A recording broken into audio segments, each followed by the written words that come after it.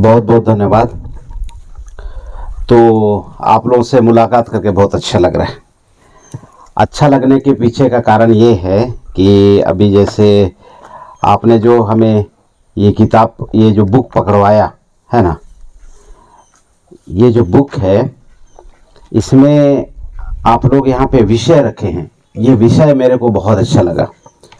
पहले से ही विषय निर्धारित है कि हमें इस मुद्दे को सुनना है और इसको समझना है। जैसे आप लोगों ने विषय रखा है 5वीं अनुसूचित जनजाति के बारे में, अनुसूचित जनजाति के बारे में चर्चा एवं अधिकार की जानकारी, ये पहला विषय है। तो हम लोग विषयवार इसको समझने का प्रयास करेंगे ना, कि अनुसूचित जनजाति के बारे में चर्चा एवं अधिकार की जानकारी, 5वीं अनुसूचित जनजाति के बारे में, जनजाति के बारे में। तो 5वीं अनुसूची एक चीज है और अनुसूचित जनजाति एक चीज है, दोनों अलग अलग है। तो जैसे यहाँ पे 5वीं अनुसूची यहाँ पे लिखा हुआ है पहले नंबर पे, तो 5वीं अनुसूची का मतलब है साथियों, ये रिजर्व इलाका है। 5वीं अनुसूची का मतलब है ये रिजर्व इलाका है, आरक्षित इलाका है, वर्जित इलाका है। ये 3 शब्दों से आप समझ सकते हैं कि ये 5वीं अनुसूची है क्या। तो ये आपके लिए रिजर्व है, मतलब कि ये पूरा का पूरा जो 5वीं अनुसूची क्षेत्र है, अभी जैसे हमारा जशपुर जिला, ये सरगुजा जिला, ये पूरा का पूरा रिजर्व है। ये आपके लिए पूरा रिजर्व है। रिजर्व का क्या मतलब हुआ? अभी देखिए जैसे ये सामने मकान पड़ा हुआ है, ये मकान का जो पिताजी था वो अपने बच्चा के लिए ये जो मकान है वो रिजर्व करके रखा हुआ है। यानी कि ये जो मकान है इस मकान मालिक के बेटा को ही मिलेगा, गांव के किसी तीसरे आदमी को नहीं मिलेगा। तो वैसे ही जो ये 5वीं अनुसूची क्षेत्र है, ये हमारे महापुरुषों की जो लड़ाई है और जो संघर्ष है उसके बदौलत ये जो क्षेत्र है इसको आरक्षित किया गया। अभी आप 1833 का लड़ाई को आप जब देखेंगे तो हमारे जो मूल्यवासी समाज के जो योद्धा थे वीर बुधु भगत, वो अधिकार के लिए अंग्रेजों से लड़ गए और इतना भयंकर लड़ाई हुआ कि वहां पे अंग्रेज लोगों को निर्णय लेना पड़ा कि यार ये चीज क्या है भाई, ये आदिवासी लोग हैं क्या, ये दूसरों को क्यों बर्दाश्त नहीं कर पा रहा है। क्योंकि आदिवासियों का जो जीवन शैली है वो अलग जीवन शैली है। जैसे उनके पास में कबीलाई गुण होता है और आदिवासी सब कुछ करने जानता है। आदिवासी को बोलो बाल काटो, यहाँ पे बैठा हुआ हर आदमी बाल काटने जानता है, जानता ही नहीं जानता है। जब ब्राह्मण को पूछ के देखो, ले यार थोड़ा मेरा बाल काट दे, काट पाएगा? आदिवासी मुर्गा काटने भी जानता है। ब्राह्मण को बोलो लो थोड़ा सा मुर्गा काट के दे दो, सकेगा? आदिवासी कपड़ा सिलने भी जानता था। मैं छोटा था, कुकुंदरी बस्ती में जब मैं छोटा था, मेरी उम्र 4, 5, 6 साल थी, तो मैं देखता था हमारे गांव वाले करघा से कपड़ा भी बुनते थे। हालांकि वो चलन धीरे धीरे अभी खत्म हो गया। खेती करने आता है, खेलने आता है, यानी कि बिना फुटबॉल और बिना सेफ्टी गार्ड के, यानी कि बिना जूता के और बिना सेफ्टी गार्ड के लोग फुटबॉल खेल रहा है, क्रिकेट खेल रहा है और पैर बजड़ बजड़ के भी पूरा एकदम से पूरा फुल फाल जा रहा है। उसके बाद में भी आयंगो बोल के उसके बाद दौड़ना शुरू होता है कि नहीं होता है? ब्राह्मण को बोलो तो उसका टांग अगर फूल जाए उसके बाद आयंगो बोलवा के देखो तो उसको, वो सारा 5 स्टार होटल वाला जो अस्पताल है उसमें भर्ती हो जाने वाला है। तो यानी कि आदिवासी का पूरा जो कल्चर है ना, वो जो संस्कृति है, जीवन जीने का जो तरीका है वो एकदम अलग है। तो ये जो 5वीं अनुसूची है ये हमारे लड़ाई के उपरांत हम लोगों को मिला हुआ है। ऐसे खैरात में नहीं मिला, ले ले भाई पकड़ ले तो 5वीं अनुसूची, ऐसा नहीं। इसके लिए हमारे महापुरुषों ने, हमारे जो समाज के जो योद्धा ने अपनी जान की बाजी लगाया। बहुत सारे लोग इस क्षेत्र को हासिल करने के लिए अपनी जान की बाजी लगाए, तब जाके ये हम लोगों को मिला हुआ है। 1833 में ये पहली दफा मिला, 1935 में ये दूसरी दफा मिला। तारीख को याद रखिएगा, 1833 में ये पहली दफा मिला, 1935 में ये दूसरी दफा मिला, 1950 में ये तीसरी दफा मिला। और अभी वर्तमान में क्या मिला? अभी वर्तमान में मिला है बाबाजी का ठुल्लू। ये जो मिला हुआ चीज है इसको छीन के ले जा रहा है, ले रहा है कि नहीं ले रहा है? तो साथियों हम लोगों को अलर्ट होना है, ये क्षेत्र को छीनने नहीं देना है। जैसे केंद्र सरकार का जो परिधि बिल्कुल परिसीमन है केंद्र सरकार का, राज्य सरकार पर का भी परिसीमन है ना भाई। राज्य सरकार, अभी छत्तीसगढ़ राज्य सरकार है, झारखंड में घुसपैठ करता है क्या? झारखंड सरकार उड़ीसा में घुसपैठ करता है क्या? लेकिन आपकी जो स्वैत सरकार है, जो आपकी 5वीं अनुसूची है, उसमें राज्य सरकार और केंद्र सरकार घुसपैठ कर रहा है कि नहीं कर रहा है? ये जो यहाँ पे डैम बनाने का मामला चल रहा है, ये क्या है? ये आपकी मर्जी है कि कोई दूसरा यहाँ पे अपनी मर्जी थोप रहा है? दूसरा मर्जी थोप रहा है, यानी घुसपैठ कर रहा है। भाई यहाँ पे क्या भला है क्या नहीं भला वो तो आप ना जानोगे यार। अब दिल्ली में बैठा हुआ आदमी वो बोल रहा है कि हम आदिवासी का भला करेंगे। गलत बात है कि सही बात है? तो साथियों, ये है 5वीं अनुसूची। ये आपका आरक्षित इलाका है, आपका रिजर्व इलाका है, और ये जो जनरल लोगों के लिए वर्जित इलाका है। आप जनरल लोग यहाँ पे आके मनमाना नहीं कर सकते। ऐसा नहीं कि बस्ती में एंट्री नहीं ले सकते, एंट्री ले सकते। एंट्री लेने के लिए जैसे हमारे दिनेश भगत साहब ने बताया ना कि ये जो रजिस्टर है, रजिस्टर में एंट्री है ना, रजिस्टर में एंट्री भाई किस पर्पज से आए थे, कितना समय के लिए रहोगे। अभी जैसे आप दूसरे, जैसे हम लोग अभी नेपाल गए हुए थे, नेपाल गए हुए थे तो बाकायदा बॉर्डर पे हम लोगों का चेकिंग हुआ, हमारा आधार कार्ड देखा गया, हमारा फोटो खींचा गया, मोबाइल नंबर रखा गया, सब कुछ। कितना दिन के लिए जा रहे हो, क्यों जा रहे हो, जाने का पर्पस क्या है, ये पूरा का पूरा हमसे पूछा गया। और आपके बस्ती में कोई भी जनरल आदमी आता है या फिर कोई भी आता है, कैसे आता है? आता है, चले जाता है, आप लोग पूछते हैं। तो यही कमजोरी है। तो हम लोग उनको इसको थोड़ा सीखना पड़ेगा, है ना। और हम लोग सीख सकते हैं, क्योंकि हमारे पुरखे लोग, अगर मोहनजोदड़ो की सभ्यता को अगर आप देखेंगे और अगर हड़प्पा संस्कृति को आप देखेंगे, तो विश्व का सबसे उन्नत सभ्यता हमारे लोगों ने विकसित किया था। तो हमारे खून लोग, हमारे जो पुरखे लोग अगर विश्व की सबसे उन्नत सभ्यता अगर बनाने में कामयाब हो गया था, तो हम उनके खून हैं, हम उनके वंशज हैं। वही काम नहीं कर सकते क्या? कर सकते हैं। मौका मिलेगा तो बताएंगे ना, मौका नहीं मिला हुआ है, और मौका ऐसा मिलता नहीं है, मौका को छीनना पड़ता है। और आप लोग तैयारी हो रहे हैं, क्योंकि जैसे ये रजिस्टर में आप लोगों ने लिखा है, वाकई में मैं आप लोगों को बड़ा जागरूक नजरिए से देख पा रहा हूँ, क्योंकि इसको आप जानना चाहते हैं। और यही पूरे के पूरे हमारे भारत देश के जो आदिवासी हैं, इनको जानना चाहिए इस बात को। तो ये है 5वीं अनुसूची। तो वर्तमान संविधान में 244 अनुच्छेद में आपके लिए 5वीं अनुसूची दिया हुआ है। ये जो संविधान से देश चलता है साथियों, ये जो 244 यहाँ पे दिया हुआ है, ये 244 में आपका यहाँ पे 5वीं अनुसूची दिया हुआ है। और इसमें क्या है, प्रशासन नियंत्रण 100% आदिवासियों का होगा। 5वीं अनुसूची का मतलब होता है 244। तो ये है आपका संविधान में लिखी हुई बातें हैं। और तो संविधान के बारे में आप लोगों को थोड़ा सा पढ़ाई करना पड़ेगा, और इसको जैसे आप बहुत सारा आप पढ़ाई करेंगे तो स्टेप बाय स्टेप आपको ऐसा समझ में आ जाएगा। ये देखिए, जैसे यहाँ पे है ना, जैसे यहाँ पे 5वीं अनुसूची यहाँ पे लिखा हुआ है, देखिए करीब से 5वीं अनुसूची लिखा हुआ है ना, यहाँ पे जहाँ पे पीला पीला मार्कर लगाया हूं मैं, 244 में यहाँ पे 244 का 2 में क्या लिखा हुआ है, अनुसूचित क्षेत्र में किसी राज्य की कार्यपालिका शक्ति इस अनुसूची के उपबंधों के अधीन, यानी कि इसका मतलब क्या हुआ, इस अनुसूची के उपबंधों के अधीन, यानी कि ये जो अनुसूचित क्षेत्र है, ये जो सरगुजा जिला है आपका, सरगुजा जिला तो हुआ, ये जसपुर जिला में नहीं आता है ना, आप बॉर्डर पे रहते हैं ना, यानी कि इधर ये कांसाबिल से ये जो केरजू है ये भी सरगुजा में आता है, यानी केरजू से उधर जो इलाका है वो जो आपका कांसाबिल इलाका वो जसपुर जिला में आता है, तो आप लोग सरगुजा जिला में आते हैं। यहाँ पे लिखा हुआ है, इस अनुसूची के उपबंधों के अधीन रहते हुए किसी राज्य की कार्यपालिक शक्ति का विस्तार उसके अनुसूची क्षेत्र पे है। इसका मतलब क्या है कि यहाँ पे जो आपका विद्यमान विधि है, जो एग्जिस्टिंग लॉ है, विद्यमान विधि क्या है, 1950 से पहले जो हमारे पुरखे लोगों का जो एक जीवन शैली था, जीवन जीने के लिए जो नियम के साथ में यहाँ पे चलते थे संविधान लिखने से पहले, उसको बोला जाता है साथियों विद्यमान विधि।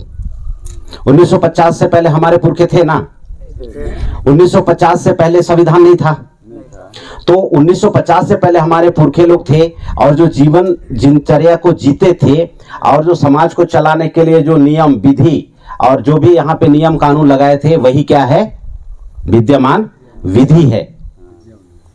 तो यहाँ पे विद्यमान विधि क्या बोलता है कि निर्माण का पूरा कार्य कौन करेगा, आदिवासी करेगा। विद्यमान विधि आज भी है। 1950 से पहले हमारे गांव में निर्माण का कार्य था, गांव को तरक्की उन्नति में ले जाने के लिए कौन काम करता था, हमारे पुरखे लोग काम करते थे, है ना। तो वो जो विद्यमान विधि है अभी भी है, अभी भी हम लोग अपने कामयाबी के लिए, हम लोग अपनी तरक्की के लिए, देश के विकास के लिए हम लोग अपनी काम स्वयं कर सकते हैं। तो वही विद्यमान विधि आज भी है यहाँ पे। तो ये चीज है, आज संविधान में भी लिखा हुआ बातें हैं साथियों कि प्रशासन नियंत्रण का जो मालिक है, ये 244 भाग 2 में लिखा हुआ है कि भाई यहाँ पे जो अभी का वर्तमान सरकार है जो कार्यपालिका के रूप में जो काम करता है वो विद्यमान विधि के अंतर्गत में रहते हुए ही यहाँ पे निर्णय ले सकता है, अगर आप लोगों की इजाजत है तो। और अगर आप लोगों की इजाजत नहीं है तो जबरदस्ती काम नहीं कर सकता है, क्योंकि केंद्र सरकार एक सरकार है, राज्य सरकार एक सरकार है, उसी तरीके से स्वायत्त सरकार भी एक सरकार है। और स्वायत्त सरकार के मालिक लोग कौन हैं, आप लोग हैं। तो खुशखबरी है कि नहीं है, तो फिर कहे नहीं मुस्कुरा रहे हैं। तो ये चीज है ना, तो इसको जानना बहुत जरूरी है। तो ये जो अनुसूचित जनजाति के बारे में बताइए, तो अनुसूचित जनजाति क्या है। 801 जातियों का समूह को अनुसूचित जनजाति बोला जाता है। ये आपकी संवैधानिक पहचान है। सभी संवैधानिक पहचान ये जो संविधान है, ये जो संवैधानिक पहचान है, ये 801 जाति समूह को संविधान में अनुसूचित जनजाति के रूप में पहचान दिया गया है। ये आपकी संवैधानिक पहचान है। आदिवासी आपकी सामाजिक पहचान है ना। और जैसे निम कुणखर हिकदार, निम कांवड़ा हिकदार, ये क्या पहचान है, ये जाति का पहचान है, जाति का पहचान है ना। आप लोग सरना धर्म को मानते हो, ये क्या चीज का पहचान है, ये धार्मिक पहचान है ना। एन किसान हिकदान, मैं किसान हूं, ये क्या पहचान है, ये पेशेवर पहचान है ना। एन कुरमेरा पद्दातन हिकदान, ये क्या है, ये गांव का पहचान है।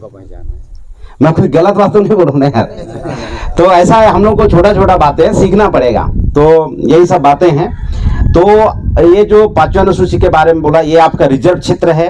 अनुसूचित जनजाति आपका ये संवैधानिक पहचान है। 801 जाति समूह का यहाँ पे है। और जब भी आपको नौकरी मिलता है, वैकेंसी मिलता है, तो अनुसूचित जनजाति के नाम से वैकेंसी आता है। उस वैकेंसी के ऊपर में आदिवासी लोग एप्लीकेशन करते हैं, उसमें आवेदन देते हैं, है ना। तो यहाँ पे अधिकार की जानकारी, अधिकार तो आपको स्वायत्त सरकार के रूप में मिला हुआ है। आपका खुद का शासन व्यवस्था हो सकता है। और कब हो सकता है, जब आप लोग स्वयं लोग जानेंगे, जागरूक होंगे। कितना जागरूक होंगे, सरकार चलाने के लायक जागरूक होंगे तो सरकार आपका बन सकता है। क्योंकि सरकार तो कोई भीख में देने वाला चीज है नहीं ना, कि ये लो आपको हम दे देते हैं, स्वायत्त सरकार चला लो। चलाने के लिए क्या चाहिए, चलाने के लिए हुनर चाहिए। और ये जो हुनर कहां से मिलेगा, ऐसे जो हम लोग प्रशिक्षण में बैठेंगे और ऐसे जब हम लोग बात करेंगे तो हम लोग को समझ में आएगा। तो अधिकार बहुत बड़ा है, कोई छोटा मोटा अधिकार नहीं है। यानी कि केंद्र सरकार जैसे सरकार चला रही है, राज्य सरकार जैसे राज्य चला रही है, वैसे ही स्वायत्त सरकार आप लोगों को चलाना है। तो इंटेलिजेंट और स्मार्ट कितना बनना है, केंद्र सरकार में जो बैठे हुए लोग जितना स्मार्ट और इंटेलिजेंट हैं, राज्य सरकार में बैठे हुए जितना स्मार्ट और इंटेलिजेंट हैं, उतना ही ज्यादा स्मार्ट और इंटेलिजेंट हम लोग को भी बनना है। और कहां से बनेंगे, प्रशिक्षण से बनेंगे, बातों को समझते हुए बनेंगे। तो ये बहुत आसान है। आप लोगों को लग रहा होगा कि सरकार चलाना बहुत मुश्किल है, अरे बहुत आसान है भाई। क्योंकि अगर एक आदमी साइकिल चलाने को सीख सकता है तो दूसरा आदमी भी तो साइकिल चलाने को सीख ही सकता है कि नहीं सीख सकता है।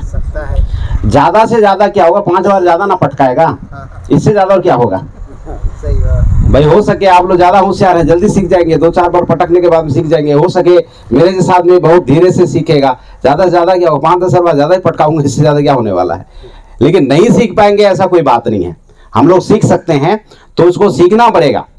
किसका हम लोगों को कैसे बनाना पड़ेगा, गांव प्रधान कैसे बनाना पड़ेगा, पटेल कैसे बनाना पड़ेगा, नियम कैसे बनाना पड़ता है। तो धीरे धीरे आदत का हिस्सा बन जाता है, बहुत आसान है। अभी जैसे आप लोग यहाँ पे सभी लोग खेती का काम बहुत आसानी से कर पाते हैं। किसी भी को बोलेंगे कि भैया थोड़ा चलो यार, मेरा थोड़ा सा उधर का खेत है, थोड़ा सा मदद कर दो, सहा कर दो, तो नागर जोत दो, आपको आदत है, आराम से जोत लेते हैं। उसे वही बात है, आपके गरीब में यहाँ पे कांसाबेल शहर है, यहाँ का सेठ मारवाड़ियों को अगर बुलाया जाए और अगर जो भी खेत में उतार दिया जाए, जोत पाएगा? वो तो आपके लिए आसान है, काहे नहीं जोत पा रहे, उसको आदत नहीं है। लेकिन भाई वो अपना जो राजनीतिक पार्टी है उसमें उन लोगों का जलवा दिखे, जलवा है कि नहीं उनका? क्यों है? क्योंकि उसको उन्होंने ज्यादा समय तक अभ्यास किया है। आप लोग भी अभ्यास करेंगे तो आप लोग भी बोल पाएंगे। अभी जैसे मेरे को बोलते बोलते अभ्यास हो गया, तो मुझे बताने का एक हुनर विकसित हो गया बोलते बोलते। तो ऐसा बोलने का अभ्यास आपको भी हो जाएगा, आप भी बोलेंगे, आप लोगों को भी ऐसा ही एकदम से बिल्कुल क्रम टू क्रम, कट टू कट जैसे बोलते हैं ना, वैसा आप भी बोल सकते हैं। तो अभ्यास हो जाने के बाद में आसान हो जाता है। वैसे ही स्वच्छ सरकार चलाने के लिए आप अभ्यस्त हो जाएंगे, आप यकीन कीजिए। और कभी मुश्किल लगेगा तो मैं तो आपके पड़ोसी गांव का आदमी हूं ना, तो बुला लीजिएगा फिर दोबारा कभी और ऐसा दिक्कत होगा तो। उसके बाद में यहाँ पे लिखा हुआ है साथियों, आदिवासी मूल निवासी के बारे में जानकारी। ये दूसरा विषय इसमें जानना चाह रहे हैं आप लोग, आदिवासी मूल निवासी है ना, इसके बारे में मैं आप लोगों को बता रहा हूं कि हमारा जो इतिहास है, प्राचीन इतिहास है, मोहनजोदड़ो हड़प्पा संस्कृति की जो सभ्यता है, उस समय से हमारे लोग यहाँ पे निवास करते आ रहा है। आदिवासी का मतलब आदि काल से निवास करने वाला, मूल निवासी का मतलब यही का मूल निवास करने वाला आदमी, आदिवासी। अभी जैसे हमारे दिनेश ने बोला कि भाई आर्यों का आक्रमण, उन लोग कहां से आया? दूसरे जगह से आया। हमला हमारे लोग कहां पे थे? हमारे लोग मोहनजोदड़ो की सभ्यता, वहां से हमारे पुरखे लोग थे। तो उस जगह से हम लोगों का यहाँ पे जो निरंतर यहाँ पे जो रह रहे हैं, तो आप देखेंगे कि ये ऐतिहासिक ये प्रमाण है। अभी मैं आपको बता रहा हूं कि ऐतिहासिक प्रमाण है। अभी मोहनजोदड़ो की सभ्यता, हड़प्पा संस्कृति की सभ्यता, ये ऐतिहासिक प्रमाण आपको बता रहा हूं।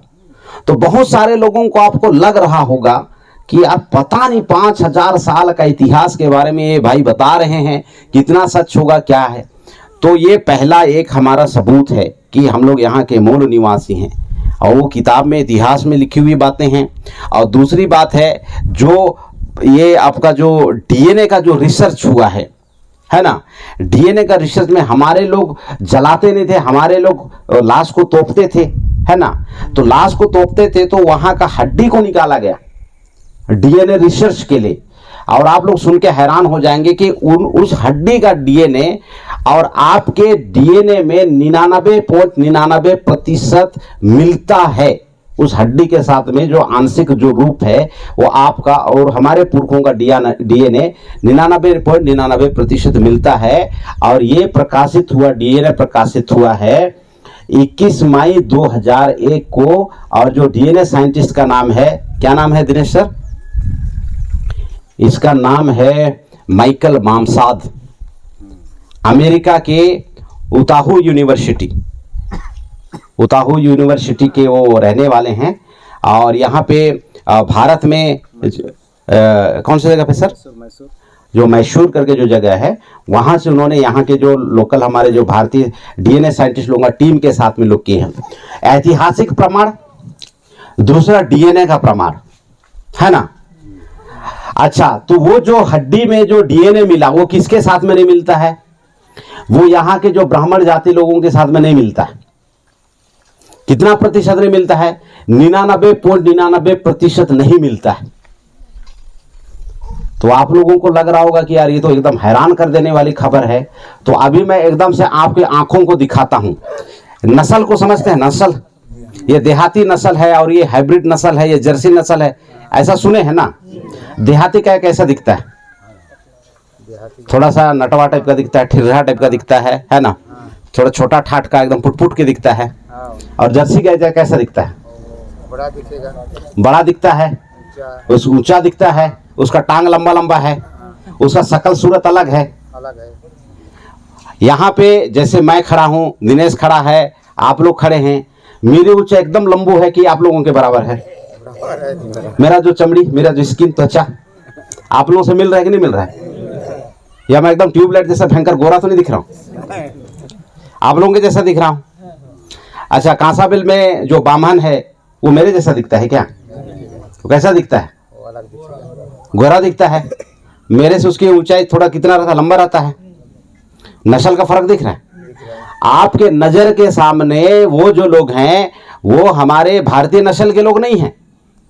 इतिहास बता रहा है कि मोहनजोदड़ो सभ्यता के मालिक आप हैं, है ना?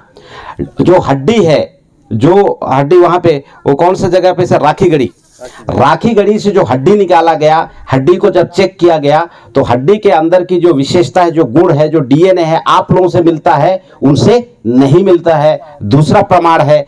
तीसरा प्रमाण है नस्ल का बात बताया। हम लोगों का नस्ल अलग टाइप का दिखता है, उनका नस्ल अलग दिखता है ना? उसके बाद में फिर चौथी बातें हैं। चौथी बातें कौन सी है साथियों? चौथी बातें हैं, बहुत विशेष बात बता रहा था। चौथा बात, थोड़ा सा दिमाग लगाना पड़ रहा है मेरे को, बोलते बोलते अचानक दिमाग से हट गया। और चौथी बातें हैं, चलिए वो बात याद ही नहीं आ रहा है, शायद बोलते बोलते याद आ जाए। बहुत विशेष बात है चौथी बातें। तो ये जो 3 टाइप की जो बातें आप लोगों को मैं बताया है ना, ये अच्छा, चौथी बात भी याद आ गया। चौथी बात क्या है कि उसके पुरखों ने लिखा, किताब में लिख के रखा है। पंडित जवाहरलाल नेहरू का नाम तो आप सभी लोगों ने सुना है।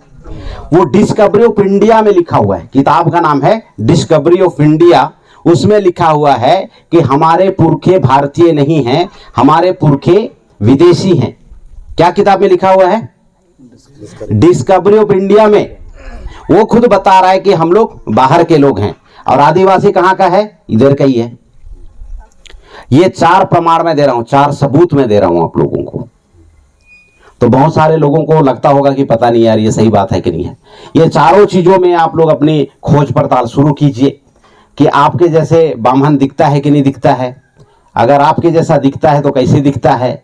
तो पंडित जवाहरलाल नेहरू ने डिस्कवरी ऑफ इंडिया में क्यों लिखा है कि हम बाहर के लोग हैं, विदेशी लोग हैं, है ना?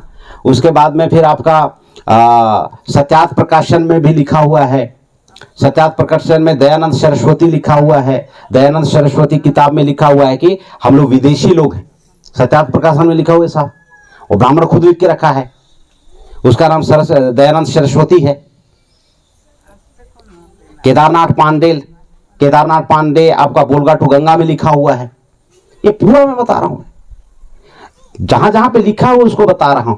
और अभी मोहन भागवत क्या बोलता है? हमारे पुरखे 40,000 साल से कहां पे हैं? इधरेच के हैं। ऐसा बोलता है कि नहीं बोलता है? और दयानंद सरस्वती, केदारनाथ पांडे, उसके बाद में पंडित जवाहरलाल नेहरू क्या लिखता है अपनी किताब में? यूरेशिया से आए हुए लोग हैं। तो ये चीजें हैं साथियों। इसीलिए आपका 5वीं अनुसूची को खत्म करना चाह रहे हैं, क्योंकि जिस दिन आप लोग स्वैत शासन चलाना शुरू करोगे तो मुझे पता है आप लोग बहुत मेहनती आदमी लोग हैं। आप लोगों को जिस दिन इधर समझ में आ गया ना, तो आप लोगों को ये इलाका को बदलने में 5 साल कम पड़ जाएगा। मतलब कि 5 साल में पूरा का पूरा आप लोग इसको निपटा देंगे पूरा। यानी कि उनका 75 साल का नौटंकी एक साइड में है और आप लोगों का 5 साल का जो मेहनत है एक साइड में। क्योंकि मैं भी तो देहाती आदमी हूँ। मैं तो देहात के लोग कैसा काम करते हैं मुझे पता है। जैसे मेरा जो दादाजी मेरे को नांगर जोतने के लिए लेता था ना, तो सीधा सीधा भैया 5 बजे चलो, और 5 बजे खाली पेट से जो अपना नांगर जोतना शुरू करो, ये 10-11 बजता था। तो जो बंदा भूखा पेट सुबह 5-6 बजे से लेके 11 बजे काम कर सकता है, और ये सिर्फ मेरा दादा केवल करता था ऐसा नहीं, यहाँ पे बैठा हुआ हर पुरखे के लोग ऐसा ही नांगर जुताई करते थे। हालांकि आजकल ट्रैक्टर वेक्टर आ गया तो लोग भी नाश्ता करके जूतने जा रहे हैं, एक अलग बात है। लेकिन जब तक वो सिस्टम था, यहाँ के लोग भी इसी कदर मेहनत किए हैं। यानी कि दूसरे लोगों का जब गुड मॉर्निंग होता है 8-9 बजे, हमारे लग तो तब तक आधा खेत को जोत के वापस आ चुके रहते। तो जब उन लोगों का आदत पड़ा हुआ है 8 बजे उठ के काम करने के, तब तक तो आपका आधा जो शायद सरकार का जो ये जो आपका जो अनुसूचित क्षेत्र है वो चमक चुका रहेगा। तो यहाँ पे आदतन हमारे लोगों की जो एक वर्किंग क्षमता है वो बहुत ज्यादा है। लेकिन हमारे लोगों को पता नहीं होने के वजह से हम लोगों को लगता है कि बड़ा दिक्कत है। और दूसरी बात ये भी है कि आप लोगों को लगता होगा कि यार हमारे पास में पैसे कम हैं, तो पैसे कम होने के पीछे आप लोगों का मेहनत का कोई वास्ता नहीं है, पैसे कम होने के पीछे आप लोगों का है कानून का वास्ता। कानून कैसे? आप लोग खेती बाड़ी करके ये जो आप धान वान पैदा कर रहे हैं, बहुत सारे अनाज पैदा करते हैं, ये जो ब्राह्मणों की जो सरकार है ये आपको आज तक दाम रखने का अधिकार नहीं दिया, तो आप लोग कैसे अमीर बनेंगे? और जो कारोबार कर रहा है, जो ब्राह्मण बनिया लोग जो कारोबार कर रहा है, उन लोग अपने सामानों का दाम स्वयं रखता है भाई, आप लोगों से थोड़े ना पूछता है। हाँ, अरे तेलेस्पोर साहब बताइए ना कि भाई हमारा जो ये जो साड़ी है इसका दाम हम कितना रुपया में बेचें, ऐसा पूछता है क्या?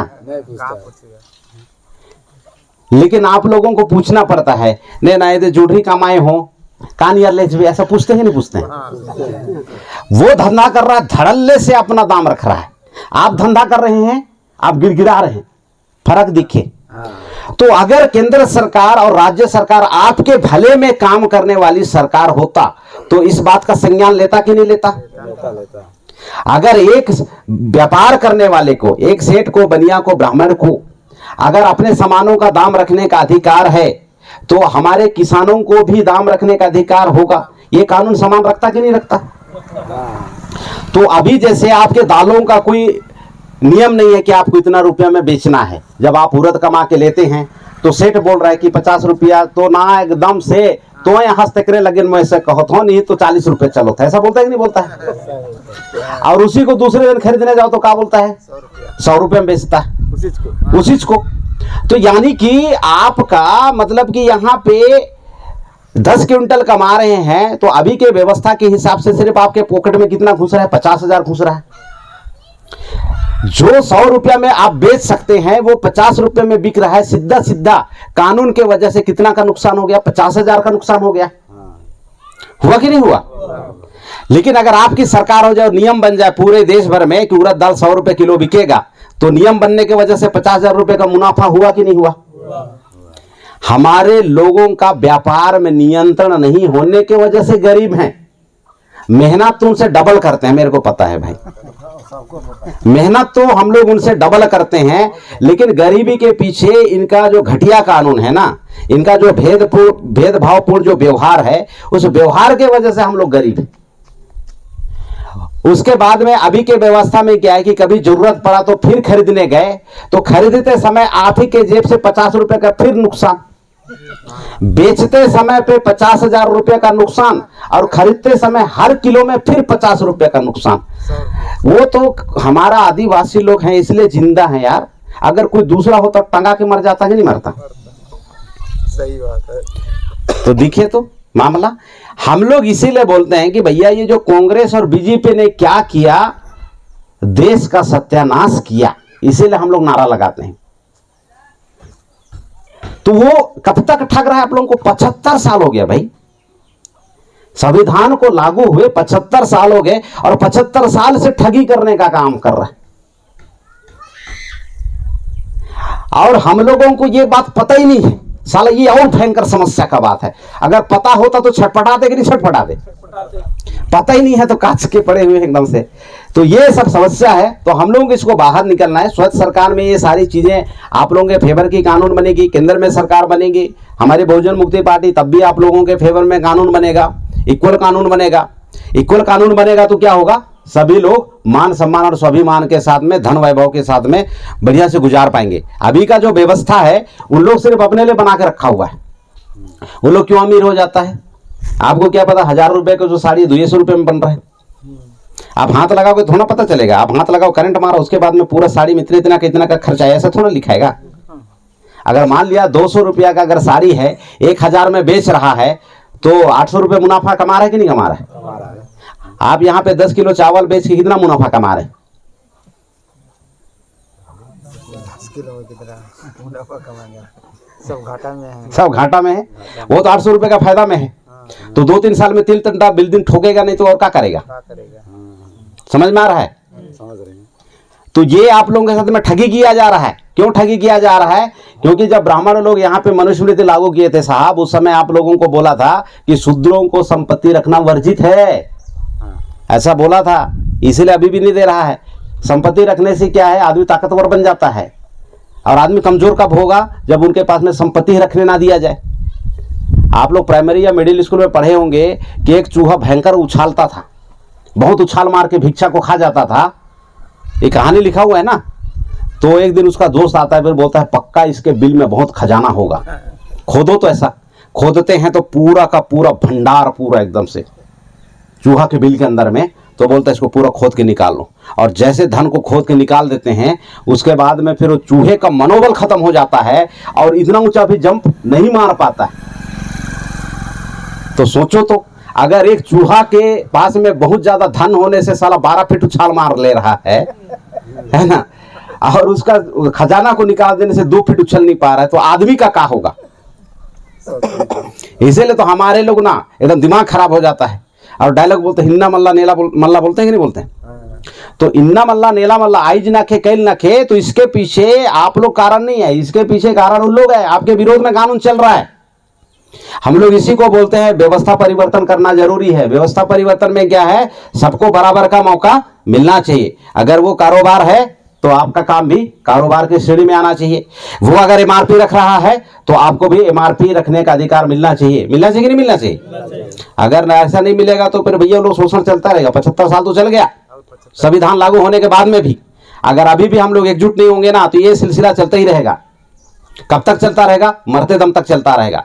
और कब तक चलता रहेगा? हमारा पीढ़ी भी ऐसे होता रहेगा। तो इसको बदलना चाहिए कि नहीं बदलना चाहिए? इसको बदलना बहुत जरूरी है साथियों। और यहाँ पे आप लोग, यहाँ पे हमारे आदिवासियों को शासन की सुविधा में वंचित क्यों किया जा रहा है, हमारे पुरखों के बारे में संक्षिप्त चर्चा। तो साथियों, हमारे आदिवासियों को शासन की सुविधा से इसलिए वंचित किया जा रहा है कि इनका एक मोनोपोली है। मोनोपोली क्या है? इन्होंने कसम खा के रखा हुआ है कि इनको शिक्षा से वंचित करो, पहला नियम। क्योंकि शिक्षा क्या है? शेरनी का दूध है। और जो पिएगा वो क्या करेगा? दहाड़ेगा। मैं क्यों बोल पा रहा हूं? मैं थोड़ा मोड़ा पिया हूं ना यार, इसलिए दहाड़ पा रहा हूं मैं। तो शिक्षा शेरनी का दूध है, जो पिएगा वो दहाड़ेगा। तो ये जो लोग हैं जो विदेश से आए हुए हैं, आपको दहाड़ने देंगे? आपको शेरनी का दूध पीने देगा? आपको क्या करेगा? आपको कमजोर बनाएगा। क्यों कमजोर बनाएगा? ताकि आप लोग दहाड़ ना सको। अगर शिक्षा शेरनी का दूध है तो उसको पीने नहीं दिया जाएगा, ताकि ये जो समाज है कोंदा समाज बन के रहा रहेगा, गूंगा समाज बन के रहेगा, है ना, कमजोर समाज बन के रहेगा। लेकिन भारत मुक्ति मोर्चा क्या है? वो आप लोगों को सच्चाई बताने का काम कर रहा है, ताकि आप इस सच्चाई को जानने के बाद में आप अपने स्वच्छ शासन के बारे में लड़ाई लड़ो। आपके साथ में जब भी अन्याय अत्याचार हो रहा है, आप बिल्कुल दहाड़ो। तो साथियों, इन्होंने पहला नियम बनाया, पहला क्या नियम बनाया कि इनको शिक्षा से वंचित करो। तो आप लोगों को लग रहा है कि हमारे बच्चे जाते हैं ना भाई ये प्राइमरी स्कूल में पढ़ाई करने के लिए। तो देखिए, मैं आप लोगों को बता रहा हूं, ये जो प्राइमरी स्कूल में, जो आपके गांव वाला प्राइमरी स्कूल में जो हमारा बच्चा पढ़ता है ना, तो इस पढ़ाई से हमारा बच्चा कलेक्टर नहीं बन सकता। इस पढ़ाई से हमारा बच्चा एसडीएम नहीं बन सकता, एसपी नहीं बन सकता, बड़ा बड़ा मंत्री विधायक नहीं बन सकता, प्रधानमंत्री मुख्यमंत्री नहीं बन सकता। इस स्कूल में पढ़ने वाला बच्चा क्या बनेगा? चपरासी बनेगा। नहीं बनेगा। थोड़ा मोड़ा चपरासी उपरासी दे देता है, ज्यादा अति करेगा तो फिर आप लोग और दौड़ाओगे उनको गेड़ा पकड़ के। तो क्या करता है कि छोटा मोटा नौकरी देता है। अभी जैसे मान लिया कि भाई बामन का बच्चा अगर कलेक्टर बन के बैठा हुआ है और आपका बच्चा वहां पे चपरासी है, तो कलेक्टर को ऐसा निटराएगा क्या? गुड मॉर्निंग साहब बोलेगा कि नहीं बोलेगा ऐसा करके? तो ये देखिए, ये लोग यहाँ पे इस टाइप का जो व्यवस्था बनाया है। ये क्या हो गया सर? हेलो, खत्म हो गया होगा। बैटरी खत्म हो गया? हेलो हेलो, हाँ लग तो रहा है। हेलो हेलो, हाँ ठीक है। तो साथियों, ये जो लोग हैं, पहले नंबर पे आपको शिक्षा से वंचित किया। दूसरा नंबर पे क्या है? दूसरा नंबर पे संपत्ति से वंचित किया। आप पहले नंबर पे आप अनपढ़ हैं, आपको समझ में नहीं आ रहा है अन्य अत्याचार क्यों हो रहा है, आप लोग गूंगा हो गए, बहरा हो गए, आपके पास में कुछ समझ में नहीं आ रहा है। दूसरी बात है, संपत्ति आपके पास में रखने ही नहीं दिया जा रहा है। आप मेहनत कर सकते हो लेकिन आपके जेब से और निकाल लिया जाएगा। तो संपत्ति नहीं देने के वजह से पूरा का पूरा जो हमारा समाज है वो पूरा का पूरा एकदम से पूरा कमज़ोर। और तीसरा है कि इन्हें राजपाट कभी ना दिया जाए। ये 3 कानून बनाया उन्होंने मनुस्मृति में। तो आप लोगों को लग रहा होगा कि ये जो 3 कानून है, ये 3 कानून आज कहाँ चल रहा है, यही चीज़ तो चल रहा है। आपको संविधान बोल रहा है कि स्वायत्त शासन के मालिक आप लोग हैं, ऐसा बोल रहे हैं ना। लेकिन आप लोगों को यहाँ पे स्वायत्त शासन नहीं दिया है ना। आप लोग यहाँ पे आज के समय पे मेहनत कर रहे हैं लेकिन आपको पैसा नहीं मिला। उसके बाद में आपको जैसा शिक्षा चाहिए वैसा शिक्षा आज आपको नहीं मिला। शिक्षा तो बहुत दूर की बात है। तो ये 3 चीज में कटअप चल रहा है। और जितना भी जो चल रहा है अभी आपके बीच में पूरा का पूरा 100% लीपा पुती वाला मामला है। उसमें आप बहुत बड़ा एकदम से आप जैसे स्वच्छ सरकार चलाने लायक या फिर जिला चलाने लायक ऐसा नहीं बन पाएंगे उसमें। अगर मैं गलत हूं तो मैं अब भी आप लोगों को मैं डेमोस्ट्रेशन दे रहा हूं, अब भी तुरंत के तुरंत ये पे मैं डेमोस्ट्रेशन दे रहा हूं। और डेमोस्ट्रेशन क्या है मैं बता रहा हूं मैं। और डेमोस्ट्रेशन ये है साथियों, वो डेमोस्ट्रेशन क्या है कि अभी तत्काल में मुझे बताइए जो हमारे ये कुनमेरा गांव है, ये क्वेरजू गांव है, इसमें से ईमानदारी से बताए, आप लोग तो पूरा बस्ती को जान रहे हैं, इसमें से एकाध बच्चा अगर जिला कलेक्टर बना है तो मुझे बताइए, इसी वक्त बताइए बना है। यहाँ पे एसपी अगर बना हुआ है तो आप मुझे बताइए, एसपी बना हुआ है, एसडीएम बना है, तहसीलदार बना है, तहसीलदार भी बताइए तो। मेरा कहीं इस जगह से मंत्री कोई है क्या? नहीं है।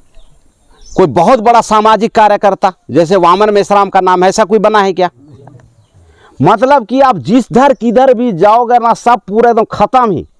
अगर आप तुलना करोगे ना तो पूरा एकदम ठुट्ठे अगर बोलते हैं ना, पूरा एकदम खत्म छुई गिस ना, नीचे है पूरा। तो ये वाला मामला है। और ये ऐसा इसलिए है क्योंकि उनको पता है कि भैया एक बार इन लोग अगर पनप गए ना, भैया एक बार पनप गए तो इन लोग ना पूरा बंटाधार कर देगा। अभी देखिए जैसे मैं इस बीच में इस क्षेत्र में मैं जैसे भाई सिरजा में मेरे को भारत मुक्ति मोर्चा का मेरे को बैठक में बैठने का मौका मिला। देश भर के वक्ताओं से मेरा उठना बैठना हुआ, जान परिचय हुआ और मेरे को ज्ञान की बातें मिली है ना। तो मैंने जाना इस बात को और मुझे ठगी का एहसास हुआ कि यार मैं तो ठगा जा रहा हूँ भाई, मेरा समाज पूरा ठगा रहा है। उसके बाद में फिर हम लोग जन जागृति का काम शुरू किए। तो जन जागृति का काम शुरू किए और मैंने आज आप लोगों को ये बात बताया। तो यहाँ पे जितने भी जो साथी हैं इस बात को पहले नहीं सुने थे, वो सारे साथी लोग इसको सुनने के बाद में इधर किंतु परंतु हो रहे हैं ना। तो यहाँ पे साथियों अगर आप लोग इस बात को और लोगों को बताना शुरू कर देंगे तो सोचिए हमारे समाज में कितना जल्दी जागृति आ जाएगी, बहुत तेजी से जागृति आ जाएगी। इसीलिए साथियों शिक्षा से, संपत्ति से और राजपाट से आपको वंचित रखा। और राजपाट से वंचित रखने के लिए क्या किया, इन्होंने ईवीएम मशीन लाया। ईवीएम मशीन में वोट चोरी करता है। आज देश का सबसे बड़ा विपक्ष कांग्रेस पार्टी का राहुल गांधी है, लेकिन वो ईवीएम से वोट चोरी होता है, ईवीएम को छुपाता है, वोट चोर बोलता है।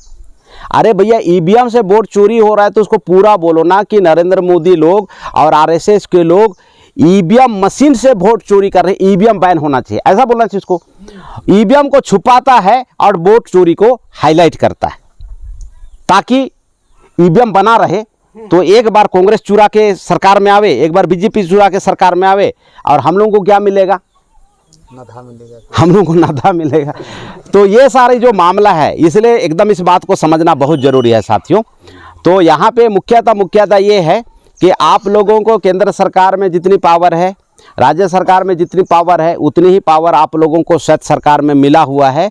जल्दी जागरूक हुई और जो संवैधानिक प्रशिक्षण का जो कार्यशाला है और 2, 4, 10 बार और लगाइए, रिपीट कीजिए बातों को। एक बार में दिमाग में घुसता है, निकल जाता है, इसको बार बार सुनिए, ये परमानेंट हो जाएगा। और आप लोग यहाँ पे राज्य सरकार जितना पावरफुल है, स्वायत्त सरकार के लोग उतना ही पावरफुल हो जाएंगे। क्योंकि सरकार चलाने का सिस्टम वहाँ पे जैसे है, सरकार चलाने का सिस्टम यहाँ पे वैसे ही है। तो स्वैत सरकार आपको सबसे बड़ा अधिकार यहाँ पे मिला हुआ है, और ये कोई दूसरा नहीं देगा। आप लोग सोचते हैं कि इसको कलेक्टर देगा, इसको राज्यपाल देगा, नहीं देगा भाई, है ना। समस्या आपका है तो समाधान भी आप ही को करना पड़ेगा, है ना। अगर आपको कमाना है तो आपको लेवा करना पड़ता है ना। कमाना आपको है तो कोई दूसरा आदमी तो आके लेवा नहीं मारता है आपके खेत में। तो स्वैत सरकार हम लोगों को अगर अपने 5वें अनुसूचित क्षेत्र में चाहिए तो इसके बारे में जानना, इसका कैसे एप्लीकेशन होगा, इसके लिए हमको कैसे कदम बढ़ाना है, इसको हम ही लोगों को जानना पड़ेगा। तो और भी इसमें आप लोग कार्यशाला और भी लगाइए। कार्यशाला लगाते लगाते जब हमारे नौजवान साथी लोग इसके बारे में बढ़िया से जानेंगे ना तो ये बहुत आसान है। मतलब कि जटिल इतना नहीं है कि आप इसको जान नहीं सकते, सीख नहीं सकते, ये इतना जटिल नहीं है, ये काफ़ी आसान है। अभी मैंने जितनी बातों को मैंने बताया, अगर इतनी बातों को और भी साथी लोग अगर सुनेंगे तो निश्चित रूप से जागृति आएगी कि हम लोग कहाँ पे ठका रहे हैं, किन की बातों को हमको विश्वास करना चाहिए, किन की बातों से हम लोगों को सावधान रहना चाहिए। ये सारी की सारी जो बातें हैं ना साथियों, वो आप लोगों का कट टू कट पता चलना शुरू हो जाएगा। और जो आपको बीच में आता है, आपको ठगता है, आप उनको अवॉइड करना शुरू कर दोगे। जो आपके बीच में आता है, सही बातों को बताता है, उसकी बातों को सुनना है, उसके नक्शे कदम में चलना है। और ज़्यादा दिन का समय नहीं है, ये 2-3 साल का मामला है, 2-3 साल का मामला है। 2028 आते आते बहुत कुछ हो जाएगा। हम लोग निरंतर इसका प्रयास कर रहे हैं और इसका 5th शेड्यूल इम्प्लीमेंटेशन कमेटी बनाने वाले। उस कमेटी के बारे में, उस कमेटी के माध्यम से गांव में फिर प्रशिक्षण शिविर लगाया जाएगा। प्रशिक्षण शिविर में इसको कैसे इम्प्लीमेंट करेंगे, कैसे हम लोगों को करना है, वो पूरा का पूरा पता चलेगा। आप लोगों को लग रहा होगा यार कि पैसा कहाँ से आएगा, पैसा तो आप ही के पास में, पैसा आप ही के पास में।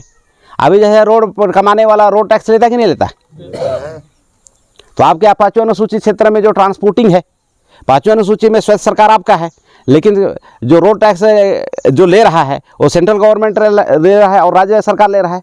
कौन से क्षेत्र का ले रहा है, आपके क्षेत्र का ले रहा है। तो आपका क्षेत्र जहाँ से चालू होगा, बीरर किसका होना चाहिए, आपके क्षेत्र में जो नौकरी कर रहा है इनकम टैक्स किसको पटाना चाहिए। तो कर्मचारी इनकम टैक्स जो 30% पटा रहा है वो आपको देना चाहिए कि केंद्र सरकार को देना चाहिए, नहीं आपको देना चाहिए, क्योंकि आपके क्षेत्र में नौकरी कर रहे हैं ना। ये जो व्यापार के लोग जो व्यापारी कर रहे हैं आपके अनुसूचित क्षेत्र में, जो जीएसटी का जो टैक्स है 28%, 18%, वो किसको देना चाहिए, आप लोगों को देना चाहिए। आप लोगों के नहीं जानने की वजह से वो टैक्स किसके पास जा रहा है, केंद्र सरकार के पास जा रहा है। अगर मान लिया आपके ये आसपास के 4-5 शहर को मिला के अगर महीना भर में अगर 1 करोड़ का टर्नओवर होता है और 28% के जीएसटी के हिसाब से सिर्फ जीएसटी का कलेक्शन कितना है, 18 लाख रुपया है। अगर एक महीना में इस क्षेत्र का आदमी 18 लाख रुपया जीएसटी से ले रहा है ना, और इनकम टैक्स के कमीशन से अगर 5-10 करोड़ ले रहा है, तो इस इलाके को डेवलप करने के लिए आपको राज्य सरकार या केंद्र सरकार के फंड की जरूरत पड़ेगी क्या? नहीं पड़ेगी। तो फंड तो आप ही के पास में है। तो यही जानकारी नहीं है ना। तो इसको वामन मिश्राम क्या बोलता है पता है? इसको वामन मिश्राम साहब बोलता है कि अगर डब्बा से घी अगर नहीं निकलेगा, मतलब कि डब्बा के अंदर में घी एकदम कठुआ गया है ना, तो भैया आपको ऐसा उंगली को आधा टेढ़ा करके निकालने की जरूरत नहीं है। वो बोलता है नीचे तरफ आग हुदका दो। बोलते हैं ना कि जब सीधी उंगली से घी नहीं निकलती तो टेढ़ा करना पड़ता है, ऐसा बोलते हैं ना। तो हमारा थ्योरी अलग है, उसको सारा ऐसा टाढ़ा टेढ़ा मत करो, नीचे तरफ आग हुदका दो, टकला दो पूरा उसको और खाओ जितना खाना है। तो यहाँ पे सब कुछ है, मैं आपको बता रहा हूँ। मैं बहुत सारी चीज़ों की जो जानकारी है आप लोगों को पारी पारी से दिया जाएगा, लेकिन एक बार में सब कुछ संभव नहीं है, क्योंकि मैं एक दिन में अगर बहुत सारी बातें बताऊंगा तो आप लोगों को लगेगा यार पता नहीं क्या बोला, इधर निकला उधर निकला, ऐसा है ना। और जैसे ये जो अभी वीडियो शूट हो रहा है रूपनारायण का यूट्यूब चैनल में डलेगा ये, तो वीडियो भी दिखेगा और वीडियो देख के भी बहुत सारी बातें आप लोगों को समझ में आ जाएगी। तो यहीं पे बजट है, यहीं पे फंडिंग है, यहीं पे सब कुछ है। मतलब कि आपके अनुसूचित क्षेत्र को चलाने के लिए आप ही के पास में बहुत सारा चीज़ है यहाँ पे। और आपका 375 जो अनुच्छेद है, संविधान का जो अनुच्छेद है 375 है ना, यहाँ पे अनुसूचित लोगों के लिए, अनुसूचित जनजातियों के लिए भारत सरकार संचित निधि का जो यहाँ पे मामला है वो भी यहाँ पे, वो जो पैसा है अभी इस बार में उसको कहाँ पे खर्च कर रहे हैं पता है आप लोगों को? जो भारत सरकार संचित निधि जो है उसको कहाँ पे खर्च कर रहा है पता है भाई? वो आदिवासी इलाका में उसको अभिवृद्धि के लिए उसको उपयोग में लाना था, अभिवृद्धि में उसको उपयोग में लाना था। लेकिन ये जो छत्तीसगढ़ में जो साई की जो सरकार है, वो छत्तीसगढ़ में आदिवासियों की वृद्धि में, अभिवृद्धि में उस फंड को, बजट को ना लगा के, वो जो महिलाओं को 1000 रुपये मिलता है ना,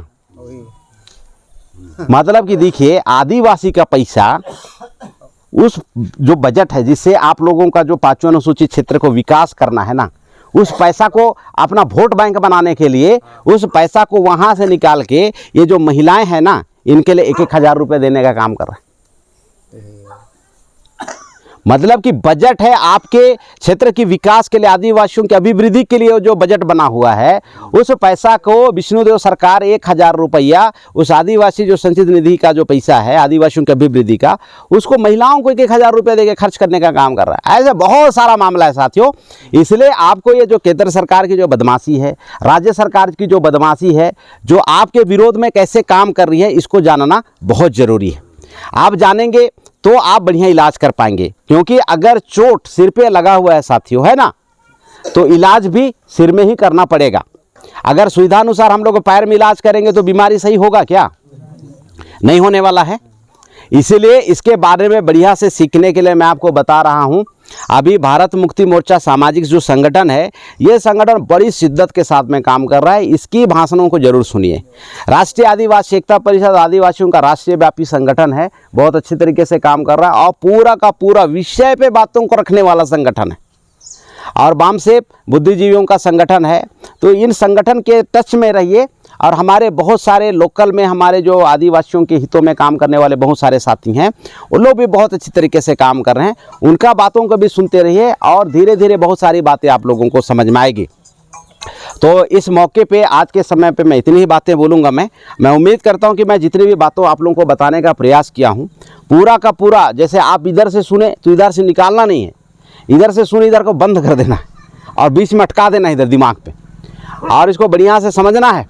और बढ़िया से समझने के बाद में इसको औरों को समझाना है और बड़ा जन समर्थन हम लोगों को खड़ा करना है। ये जो बातें आप लोग आज यहाँ पे 100+ के संख्या में आप लोग यहाँ पे बैठे हुए साथी लोग हैं, 100+ के जो संख्या में बैठे हुए हमारे साथियों से मेरा अपील है कि इस बातों को और फैलाइए। आने वाले समय पर इस बातों को हज़ारों की संख्या में हमारे लोगों को जानना है। हज़ारों संख्या को बोलिए कि इस बात को और बोलिए, तो हमारे लोग लाखों की संख्या में जानेंगे। लाखों लोगों को और बोलिए कि इस बात को और फैलाइए, और लाखों लोगों की बातों को करोड़ों लोग जानेंगे। और जब करोड़ों समर्थन हमारे आपके साथ में आ जाएगा तो व्यवस्था परिवर्तन हो जाएगा। जो व्यवस्था आज बनिया बामहान लोगों के फेवर में है, वो व्यवस्था आने वाले समय में आपके फेवर में आना शुरू हो जाएगा, है ना। तो ये पूरा का पूरा काम आप लोगों को करना है। सुन के आप लोगों को इसको मटियाना नहीं है, इसको निरंतर प्रचार प्रसार करना है। क्योंकि बाबा साहब अम्बेडकर ने क्या बोला है साथियों? बाबा साहब अम्बेडकर ने बोला है, जागृति का ज्योत को निरंतर जलाए रखो, इसको बुझने नहीं देना है। बुझने नहीं देना है मतलब क्या है कि आज सुने और आप लोग निपटा दिए, आप लोग मटिया दिए, तो ये जो दिया है, जो ज्योत है, वो बुझ गया। निरंतर जलाए रखना है। इसका मतलब क्या है? इसको एक बस्ती से दूसरा बस्ती, दूसरा बस्ती से तीसरा बस्ती निरंतर बताते रहेंगे तो जागृति का ज्योत निरंतर जलते रहेगा। तो मैं आप लोगों से जानना चाहता हूं, ये जो जागृति का ज्योत है वो निरंतर जलाए रखेंगे ना आप लोग? बिल्कुल जलाए रखना साथियों, और व्यवस्था परिवर्तन फिर आपके कदमों में रहेगा। इस मौके पे मैं इतनी बातें बोलना चाहूँगा। आप सभी साथियों ने मुझे सुना, इसके लिए बहुत बहुत धन्यवाद, आभार। जय मूल निवासी।